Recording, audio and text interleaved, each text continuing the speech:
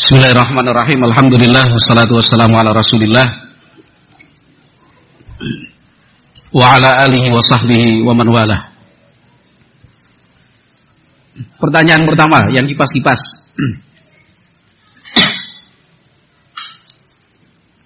Jangan kagetlah. Rasulullah sallallahu alaihi wasallam berdakwah ke Taif itu tahun berapa? 10 apa?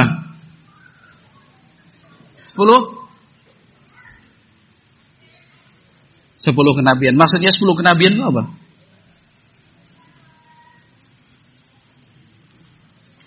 Ya, tahun ke-10 kenabian. Bagus. Artinya 10 tahun setelah beliau diangkat sebagai nabi. Tokoh Taif yang menolak namanya siapa? Nah, itu yang nengok ke belakang. Abdul Yalil. Yang menemani Rasulullah ke Taif siapa namanya? Pilih Abdullah bin Abbas atau Abdullah bin Umar. Enggak ada. Nah, terus siapa yang menemani Rasulullah ke Taif?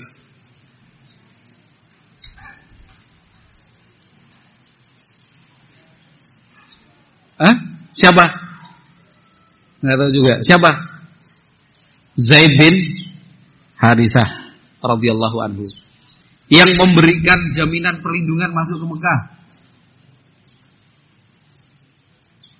Kan pulang dari Taif Nabi Muhammad mau masuk Mekah gimana? Wong sudah ditolak oleh orang-orang Mekah juga. Lalu ada tokoh Quraisy yang masih musyrik waktu itu kemudian memberikan jaminan perlindungan. Siapa namanya? Siapa namanya? Al-Mut'im bin Adi. Masuk Islam enggak Al-Mut'im bin Adi? Apa ini, enggak tahu atau enggak Islam? Enggak Islam. Pertanyaan terakhir. Yang kacamata.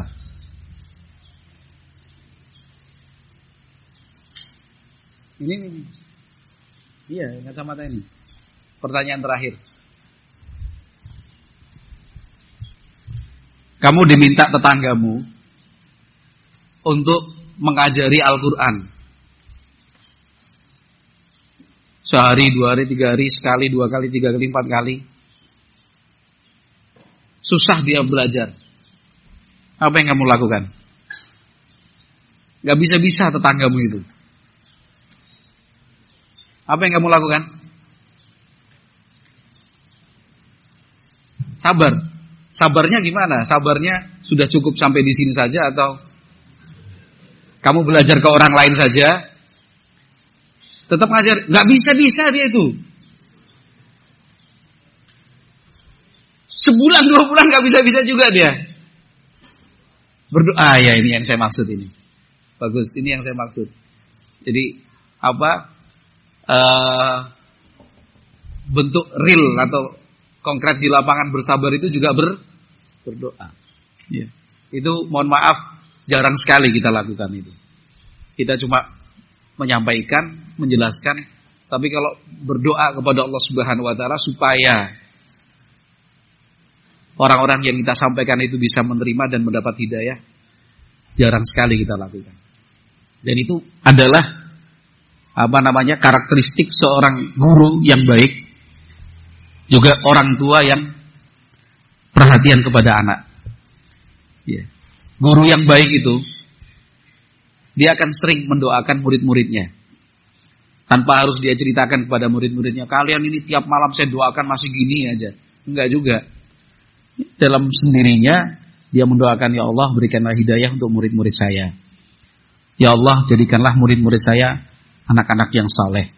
Kalau dia seorang ustadz dan santrinya laki-laki kan. Kalau yang perempuan ya murid-murid saya jadi perempuan atau wanita-wanita yang salehah. Kalau kita sebagai orang tua juga seperti itu. Yaitu hasil dari kita meneladani Nabi Muhammad sallallahu alaihi wasallam. Baik. Ikhwati fillah wa asyiral muslimin rahimakumullah. Orang-orang Taif sejak pertama Islam itu disampaikan dan disebarkan oleh Nabi Muhammad SAW selalu berada pada pihak yang menentang. Itu orang-orang Taif. Terus berada dalam barisan yang membenci. Sampai pada tahun 8 Hijriah. Berarti berapa tahun setelahnya? Berapa tahun setelah peristiwa Taif yang kita baca pada sesi pertama tadi? Berapa tahun? Mas? Ya. Berapa? Ayo. Ini tahun 8 Hijriah. Berarti berapa tahun setelah kejadian itu? Setelah Nabi Muhammad diusir dan dilempari? Berapa tahun? 18. Langsung 10 tambah 8 gitu kah? Berapa tahun setelahnya? Yang kacamata lagi nih. Mas. Berapa tahun setelahnya? Kan udah ketemu tadi jawabannya. Peristiwa Taif itu tahun 10 Kenabian. Peristiwa perang Taif itu tahun 8 Hijriah. Kan bisa dihitung. Bisa dihitung. Berapa? 28 tahun. Masa 20? Nabi Muhammad berdakwah aja 23 tahun, kok jadi 28? Nabi Muhammad di Mekah berapa tahun?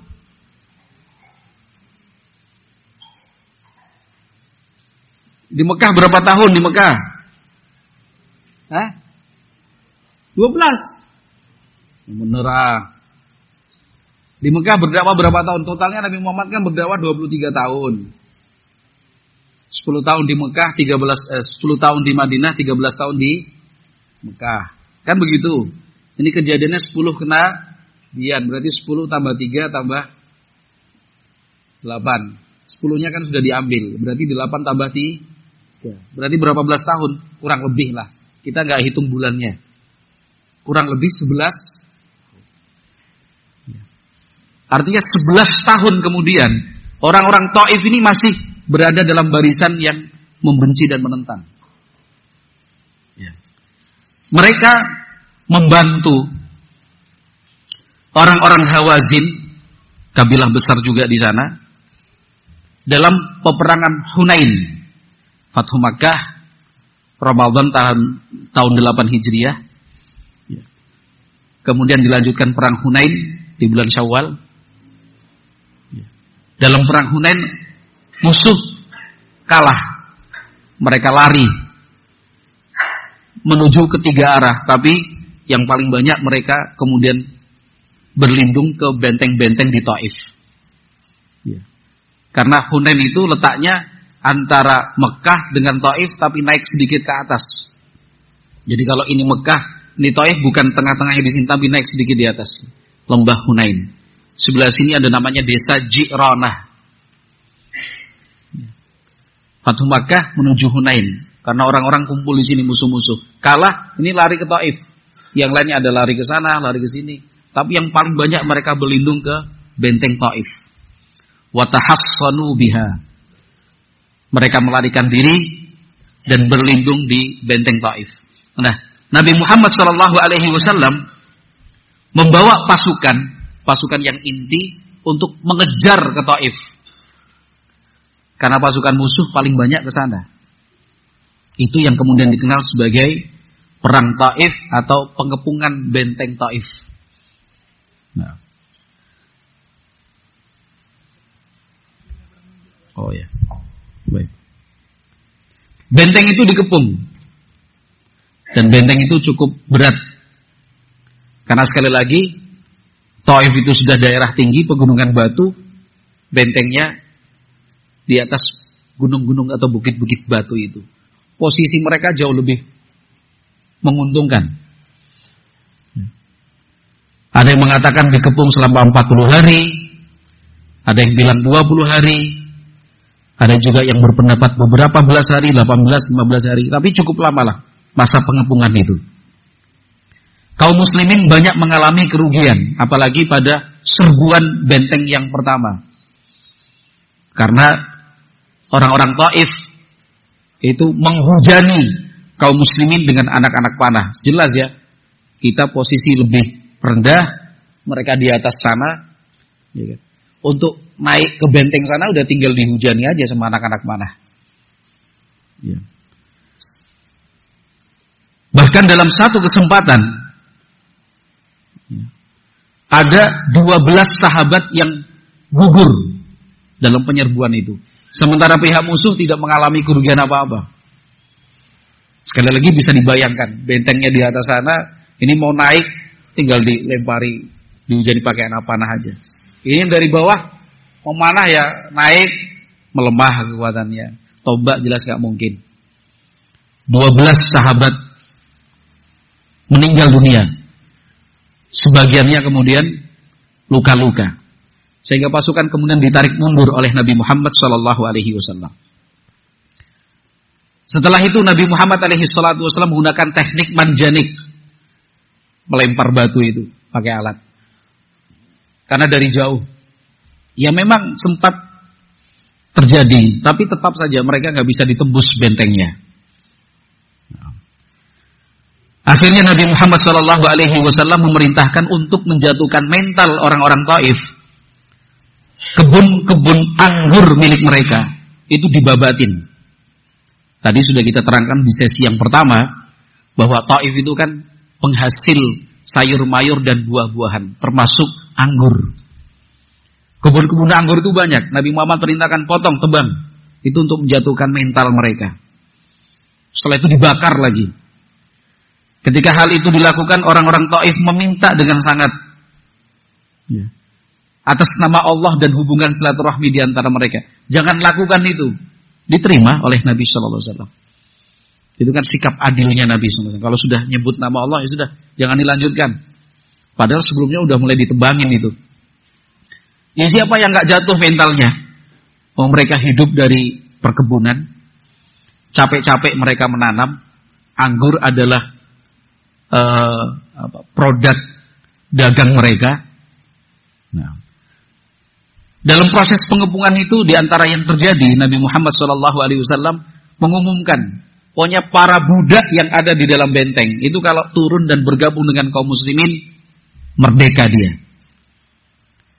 Banyak yang tertarik.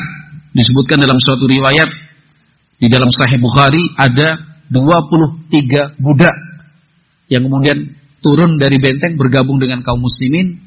Antara lain adalah Abu Bakrah Nufai ibn Harith radhiyallahu anhu. Abu Bakrah itu julukan atau gelar karena beliau turun dari atas benteng itu menggunakan bakrah. Bakrah itu timba sumur itu. Turun. Maka disebut dengan Abu Bakrah. Mereka yang turun dibebaskan, yang sebelumnya berstatus budak menjadi orang merdeka. Tambah lagi orang-orang yang berada di Taif, mereka terpukul dengan kejadian tersebut, terus diserang, diserbu, nggak ada hasilnya. Lalu Nabi Muhammad SAW meminta pendapat Naufal bin Muawiyah Ad-Dili, ya, salah seorang sesepuh atau tokoh tua. Bagaimana pendapat Anda tentang mereka? Kata Naufal bin Muawiyah, hum tha'lab fi juhrin, in aqamta alaihi akhadtahu wa in taraktahu lam yadurrak. Mereka itu seperti rubah dalam lubangnya. Kalau mau bertahan, ya bisa kita tangkap. Tapi kalau engkau biarkan, mereka gak akan mengganggu. Pada saat itulah Nabi Muhammad SAW memutuskan, sudah, kita hentikan pengepungan, kita kembali pulang. Ketika itu diumumkan, sebagian sahabat mengatakan, nadhab wala naftahu. Masa kita pulang sebelum kita memenangkan? Kata Nabi SAW, ughdu alal qital. Kalau gitu sudah, serbu lagi aja. Menyerbu lagi, banyak yang luka-luka lagi. Kata Nabi SAW, inna qafiluna ghadan insyaallah. Sudahlah, besok kita pulang. Besok kita pulang. Mereka kemudian pulang, para sahabat menuju Ji'ranah, karena di Ji'ranah harta rampasan perang dari Hunain itu sudah dikumpulkan di sana dan belum dibagi-bagikan. Nah, Para sahabat mengatakan, ayyibuna ta'ibuna abiduna li rabbina hamidun. Nah, yang terkait dengan materi kita adalah riwayat yang menyebutkan saat itu ada yang meminta kepada Rasulullah sallallahu alaihi wasallam, ya Rasulullah, ud'u ala Thaqif. Wahai Rasulullah, doakan kejelekan untuk orang-orang Thaqif. 11 tahun berlalu, orang-orang Thaqif, penduduk Taif, mereka selalu di barisan terdepan dalam membenci dan memusuhi. Sudah jatuh banyak korban dari kaum muslimin. Mereka betul-betul support dengan personil, dengan senjata, dengan dana, menyerang Islam dan kaum muslimin dengan syair-syairnya. Kebencian yang nyata. Kebencian yang mendarah daging. Maka ketika ada sahabat mengatakan, ya Rasulullah, ud'u ala Thaqif. Rasulullah, sudahlah, doakan kejelekan aja buat si Thaqif itu. Nabi Muhammad mendoakan. Tapi apa doa Nabi? Nabi Muhammad alaihi salam menyatakan, Allahumma di Thaqifan wa'ti bihim. Ya Allah, berikanlah hidayah untuk orang-orang Thaqif. Ya Allah, bawa dan datangkan mereka suatu saat nanti. Nah, ini penting, ini sabar sekali Rasulullah Shallallahu Alaihi Wasallam. Ya. Maka jangan sampai kita bertolak belakang sikap dengan apa yang diajarkan oleh Nabi Muhammad Shallallahu Alaihi Wasallam. Mengalami sesuatu yang tidak ada sepersekiannya dari apa yang pernah dialami oleh Nabi Muhammad Shallallahu Alaihi Wasallam. Udah doa jeleknya nggak habis-habis, nggak henti. Sampai bilang nggak akan saya maafkan, besok akan saya tuntut di hari kiamat. Urusan kecil, masalah sepele. Yang saya katakan tadi tidak ada sepersekiannya dari apa yang dialami oleh Rasulullah Sallallahu Alaihi Wasallam. Berkali-kali saya sampaikan tadi, 11 tahun kebencian yang mendalam, kebencian yang nyata. Nabi Muhammad masih mendoakan, ya Allah, berikanlah hidayah untuk Thaqif. Ini karena ketersinggungan pribadi, hanya karena 1-2 patah kata, hanya karena mimik muka yang mungkin tidak disengaja, barangkali bentuk dan gestur tubuh yang tanpa disadari, kemudian kita berprasangka buruk dan lain halnya. Urusan bisnis, urusan kerja, bagi hasil, urusan piket, masalah pos roda dan jaga, dalam kepanitiaan, urusan kecil dan sepele, sampai sikapnya sangat kaku, mengatakan besok hari kiamat akan saya tuntut kamu. Apa sampai seperti itu jahatnya temanmu sampai kemudian tidak bisa dimaafkan? Al-Imam Ahmad bin Hanbal rahimahullah sebelum meninggal dunia menyatakan memaafkan semua orang dan setiap pihak yang pernah menyakiti dan menzalimi beliau.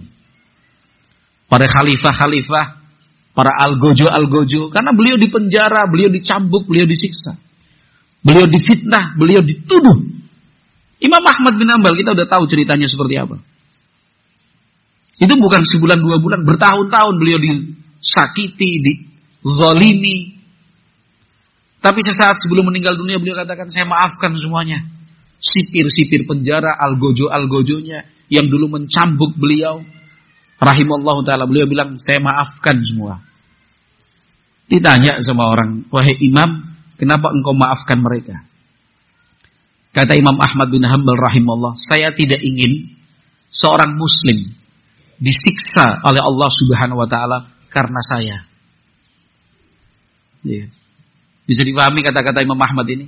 Saya tidak mau, saya tidak rela seorang muslim pada hari kiamat nanti dihukum oleh Allah gara-gara saya yang tidak memaafkannya. Maksudnya begitu.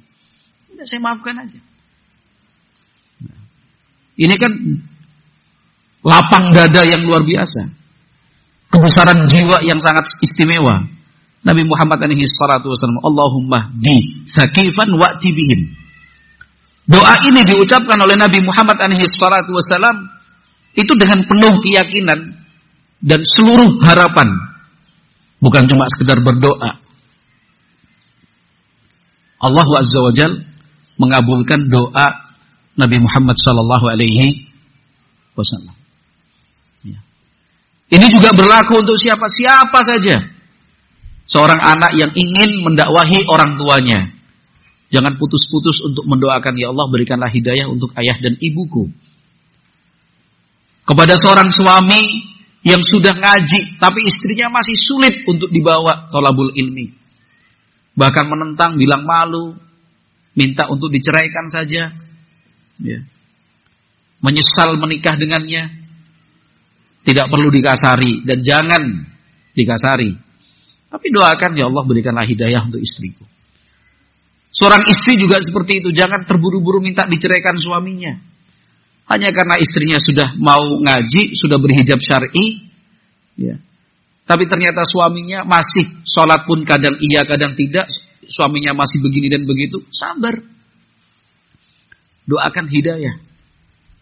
Ya. Karena sudah terlanjur terikat dalam rumah tangga, ada anak, ada mertua dan orang tua. Ya. Ingat-ingat kembali bahwa dirinya pun mendapatkan hidayah melalui proses dan waktu. Ya.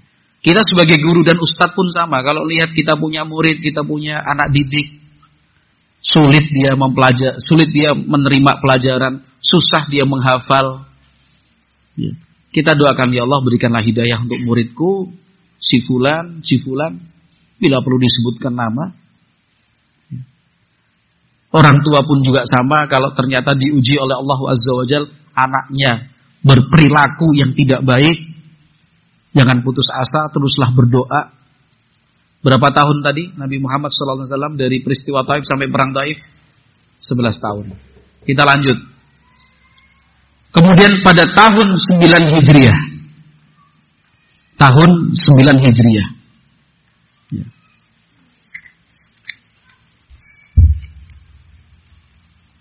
Pada bulan Ramadan.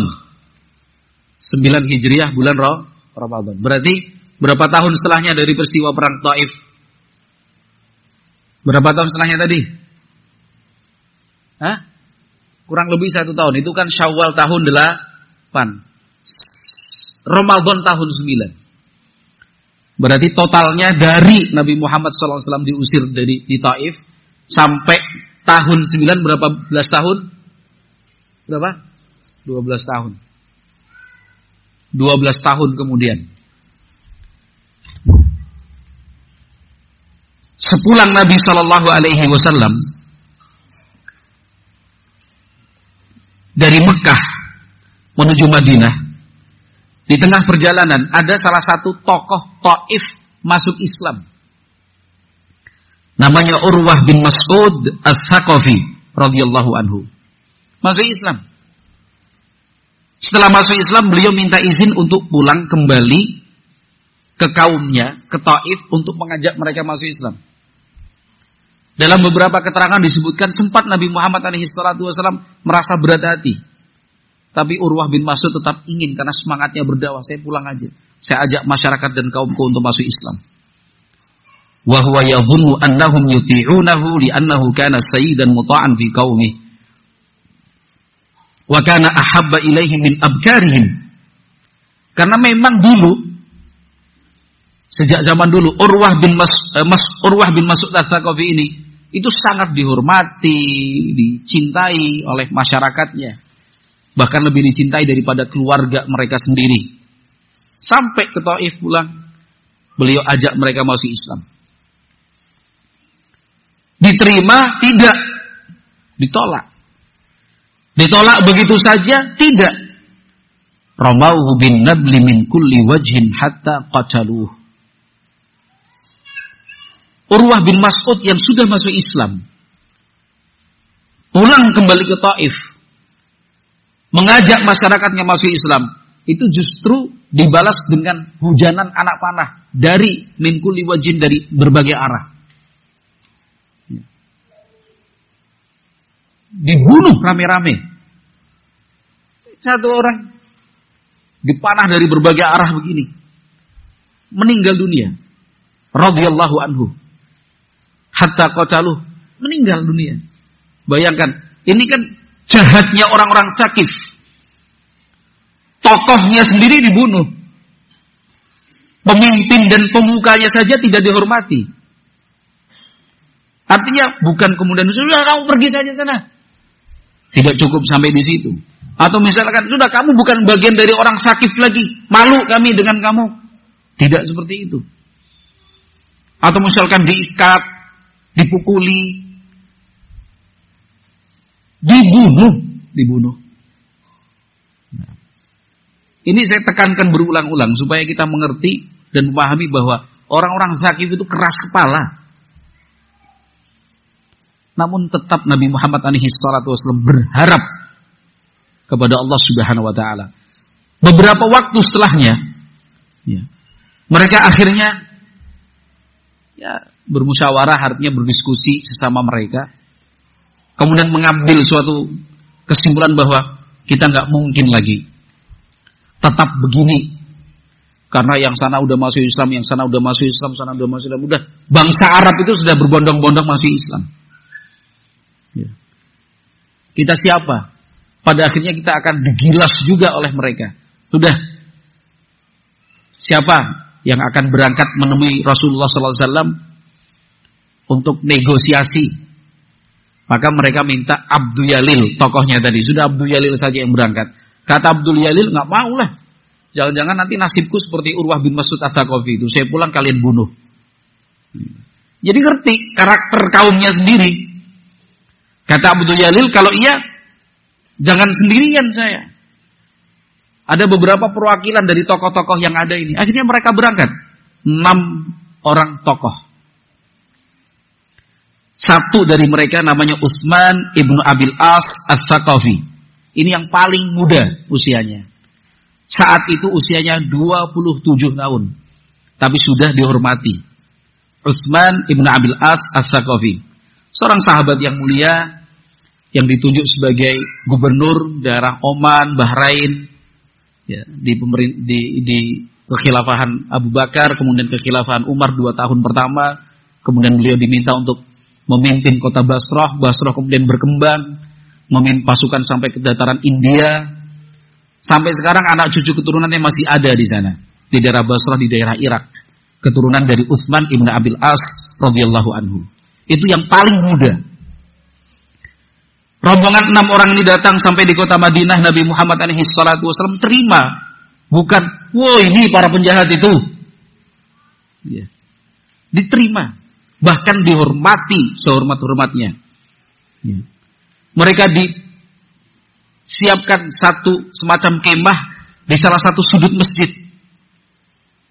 Padahal mereka belum masuk Islam. Ini datang untuk nego. Bagaimana sih langkah selanjutnya? Supaya apa? Mereka mau dan bisa secara langsung mendengarkan Al-Quran, melihat dan menyaksikan secara langsung bagaimana kaum muslimin melaksanakan salat. Berkali-kali pertemuan diselenggarakan, Nabi Muhammad ajak mereka masuk Islam, tapi alot, keras kepala juga mereka. Sampai kemudian mereka sudah merasa nggak bisa apa-apa, tapi mereka ingin masuk Islam dengan mengajukan beberapa syarat. Syaratnya apa? 1, tetap boleh melakukan zina, tetap boleh minum minuman keras, tetap boleh melaksanakan praktik riba, berhala dan patung Lata, karena patung Lata itu ada di daerah Taif, itu tidak diapa-apakan. Kemudian mereka nggak mau sholat, maunya apa? Nggak mau sholat. Sementara patung-patung yang lain silakan dihancurkan, tapi jangan mereka yang menghancurkan, orang lain saja, yaitu Nabi Muhammad SAW. Jadi patung-patung yang mereka sembah itu banyak. Yang paling besar namanya patung Lata yang sering kita dengar itu. Mereka minta yang Lata jangan dihancurkan, selain Lata silakan dihancurkan, tapi bukan mereka yang menghancurkan. Keras kepala, ngeyel pokoknya orangnya itu. Bahkan dalam salah satu riwayat disebutkan mereka minta tidak terkena kewajiban berjihad dan tidak terkena kewajiban berzakat. Terus gimana itu orang mau masuk Islam? Nggak sholat, nggak ini dan segala macam. Tapi Nabi Muhammad SAW dalam beberapa ini tidak bisa ditawar. Dalam satu riwayat disebutkan yang diberikan dan diiyakan oleh Nabi SAW adalah kewajiban jihad dan kewajiban zakat. Sampai ada yang menyampaikan keberatan, masa mereka nggak punya kewajiban berjihad, masa mereka tidak diwajibkan berzakat. Nabi Muhammad SAW dalam riwayat itu menyebutkan bahwa ketika nanti mereka sudah masuk Islam, belajar Islam, mereka nanti akan menyadari tentang wajibnya berjihad, tentang wajibnya berzakat. Artinya apa? Bertahap. Ada yang nggak bisa dinego, tapi ada juga yang bisa dinego. Ini ketika kita dalam berdakwah pun seperti itu. Tiru dan contoh Nabi Muhammad SAW. Kita punya teman kerja tertarik bas. Aku pengen ngaji koyo bas.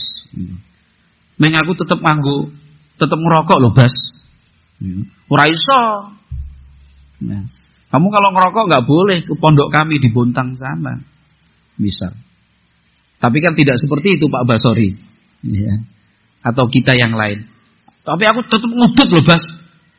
Rapopo ayo, yang penting ngaji kamu. Gitu.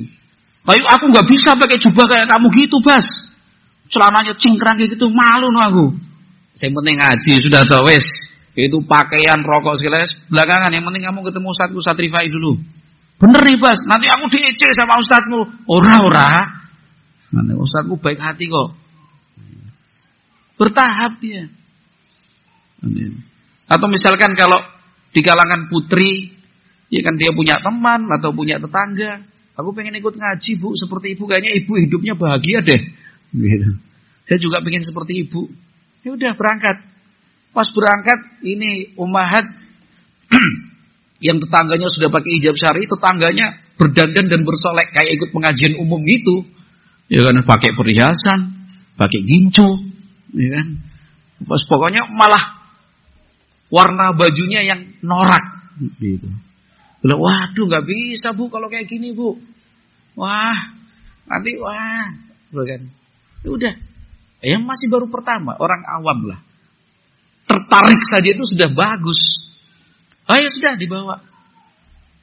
Nanti tinggal difahamkan kepada peserta kajian putri, ummahat dan akhwat itu, ini orang baru maksudnya. Tolong disambut dengan ramah, diajak kenalan. Gak usah kita omongin, dia itu nanti akan malu sendiri. Dia lihat, kok paling beda aku. Gitu. Yang lain hitam, coklat, biru, ya kan? Dia yang pink sendiri. Ya kan?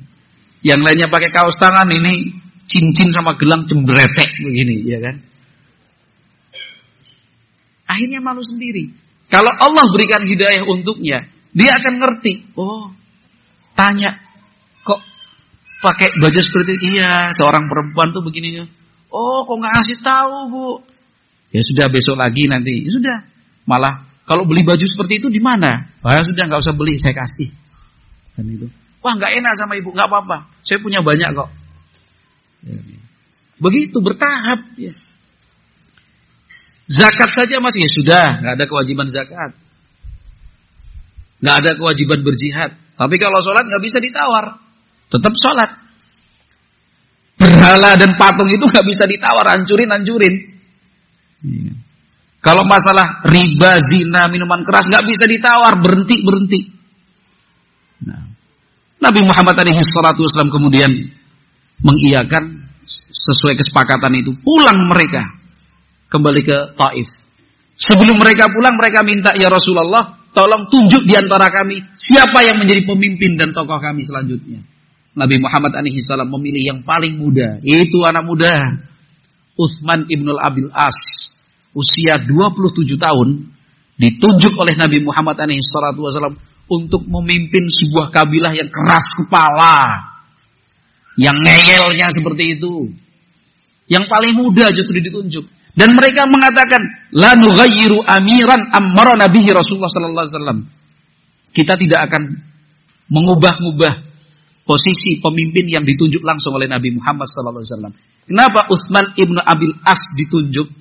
Karena semangat thalabul ilmi mas. Ini kalau 6 orang perwakilan dari Thaqif itu datang menemui Nabi SAW, yang muda ditinggal, Utsman ibn Abil As jaga tenda atau kemahnya. Kalau yang lain-lain pulang, Utsman ibn Abil As datang langsung pada Rasul belajar Islam. Kalau nggak ada Rasulullah, Abu Bakar yang dicari. Ilmu, pelajari terus. Beberapa waktu lamanya di Madinah, belajar.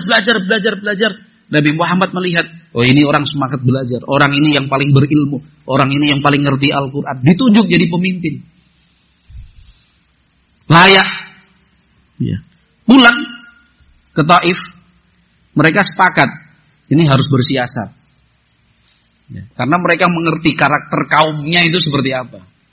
Akhirnya mereka sepakat pulang pura-pura tidak ada negosiasi. Mereka pura-pura gagal tawar-menawar. Pulang ke Taif, 6 orang ini menunjukkan muka sedih. Kayak terpukul gitu. Piye, gimana?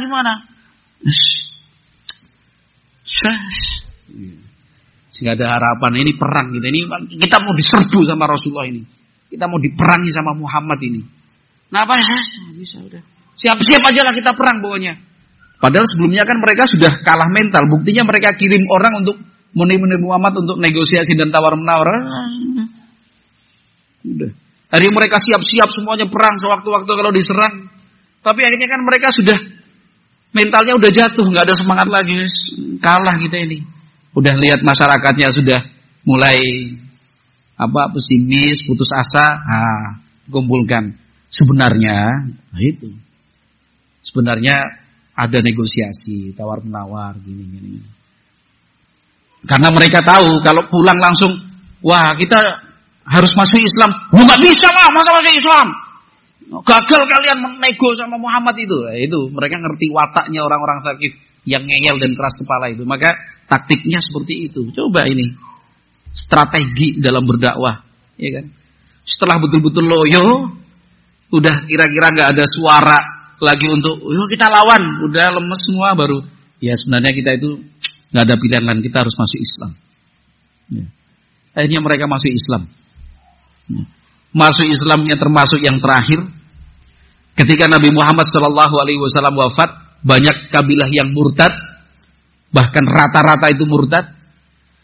Thaqif itu juga sempat ingin murtad, tapi kata Utsman ibn Abil As, beliau mengatakan, ya ma'syara Thaqif, kuntum akhiran nasi islaman, fala takunu awalan nasi riddatan. Hei orang-orang Thaqif, kalian masuk Islam itu belakangan, jangan sampai pertama-tama jadi orang yang murtad lah. Maka Allah Azza wa Jalla mengokohkan Islam dengan kabilah Thaqif.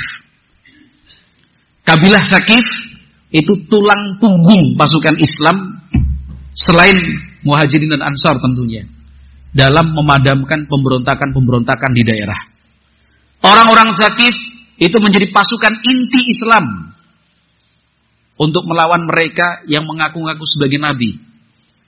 Bahkan kalau kita membaca sejarah perluasan Islam sampai ke Afrika bagian utara, sampai ke dataran India, bahkan melewati Laut Mediterania sampai di semenanjung Iberia, di Andalusia itu yang kita kenal, negara Andalus, itu tidak lepas dari para panglima-panglima perang, anak-anak keturunan Bani Thaqif, As-Thaqafi.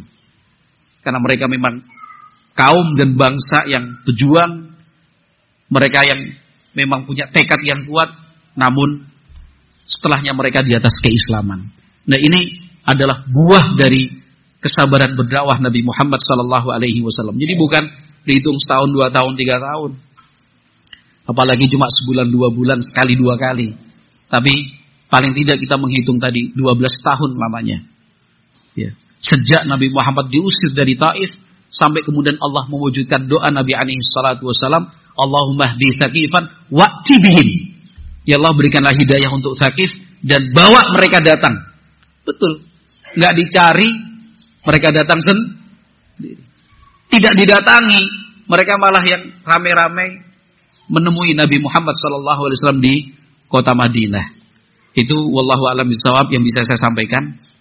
Ya, kalau ada kesempatan berumrah, ya mungkin meluangkan waktu ke Taif setelah sampai di sana tentunya ya, biar tahu oh seperti ini kondisi pegunungannya. Masih ada sisa-sisa benteng-benteng Taif, walaupun sudah tidak utuh lagi, tapi bisa tergambar dan terbayang oleh kita betapa beratnya perjuangan dulu Nabi Muhammad SAW.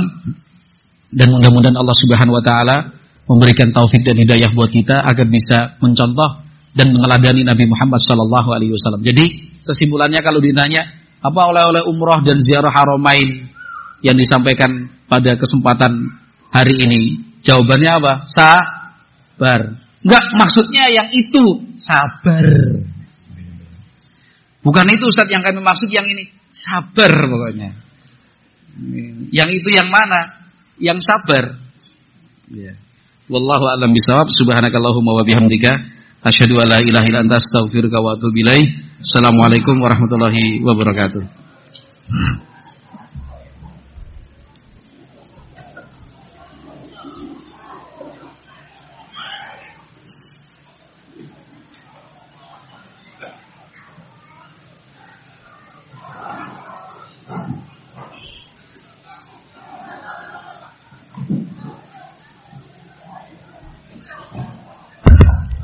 Alhamdulillah, demikian tadi kita telah menyelesaikan sesi kedua kita bersama Al-Ustaz Hafizahullah Ta'ala.